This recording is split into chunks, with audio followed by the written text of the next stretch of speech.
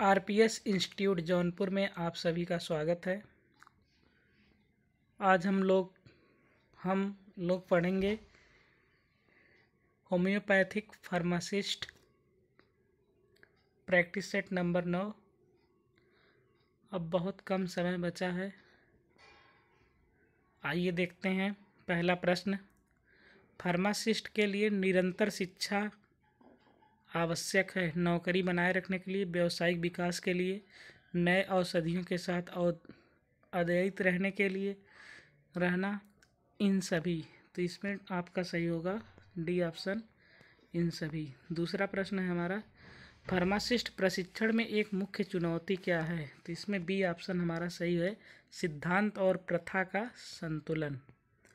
अगला प्रश्न है, फार्मासिस्ट के प्रदर्शन का मूल्यांकन करने का प्राथमिक उद्देश्य क्या है। तो इसमें बी ऑप्शन सही होगा, प्रशिक्षण की जांचकर्ता एवं पहचान करना।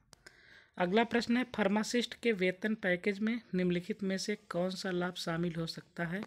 तो इसमें चौथा ऑप्शन सही है। उसके बाद अगला प्रश्न है हमारा, किस क्षेत्र में फार्मासिस्ट आमतौर पर निरंतर प्रशिक्षण प्राप्त करते हैं।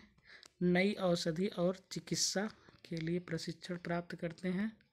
अगला प्रश्न है, बैंक का प्राथमिक कार्य क्या है। तो इसमें भी चौथा सही है ऑप्शन। अगला प्रश्न है, वित्तीय योजना मुख्य रूप से किसमें शामिल होती है। तो चौथी, इसमें डी सही ऑप्शन। अगला प्रश्न है, निम्नलिखित में से कौन सा वित्तीय संस्थान का प्रकार है। तो इसमें भी डी ऑप्शन सही है। अगला प्रश्न है, किस प्रकार का लोन आमतौर पर घर खरीदने के लिए किया जाता है। तो इसमें होम लोन सही होगा भाई। अगला प्रश्न है, वित्त में तरलता शब्द का क्या अर्थ है। तो तरलता शब्द का अर्थ है नगद या नगद समकक्ष की उपलब्धता। इसमें ये सही ऑप्शन है। अगला प्रश्न है हमारा, निम्नलिखित में से कौन सा अल्पकालिक वित्त पोषण है। तो व्यापार ऋण वित्त पोषण, इसमें क्या होगा, सही होगा।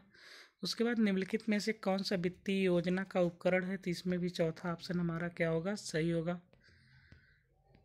अगला प्रश्न है, बैंकिंग प्रणाली में केंद्रीय बैंक की भूमिका क्या होती है। तो केंद्रीय बैंक की भूमिका सही होती है। इसमें भी चौथा ऑप्शन सही है।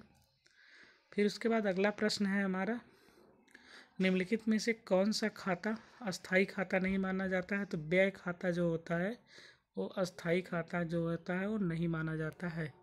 फिर उसके बाद ट्रायल बैलेंस का उद्देश्य क्या है। तो इसमें बी ऑप्शन सही है। फिर उसके बाद अगला प्रश्न है, कैश बुक मुख्य रूप से क्या दर्ज करती है। कैश बुक जो होती है, इसमें सी ऑप्शन सही है हमारा, नगद प्राप्तियां और भुगतान इसमें क्या होती हैं, प्राप्त करती हैं। उसके बाद अगला प्रश्न है, बैलेंस शीट क्या दर्शाती है। तो इसमें बी ऑप्शन किसी विशेष समय पर कंपनी की संपत्तियां एवं देनदार की पूंजी को दिखाती है। किस लेखांकन पद्धति में आय को तब मान्यता दी जाती है जब यह अर्जित होती है, भले ही नगद कब प्राप्त होती है। इसमें बी ऑप्शन हमारा सही है, अभिभूत आधार एवं लेखांकन। अगला प्रश्न है आप लोग के बीच में, बजट प्रक्रिया में पहला कदम क्या है। तो बजट प्रक्रिया का काम है बजट एवं लक्ष्यों को क्या करना, निर्धारित करना। फिर उसके बाद अगला प्रश्न है,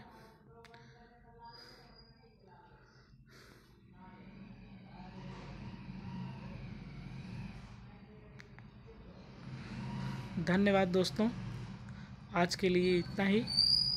कल अगली वीडियो में फिर हम मिलते हैं। धन्यवाद।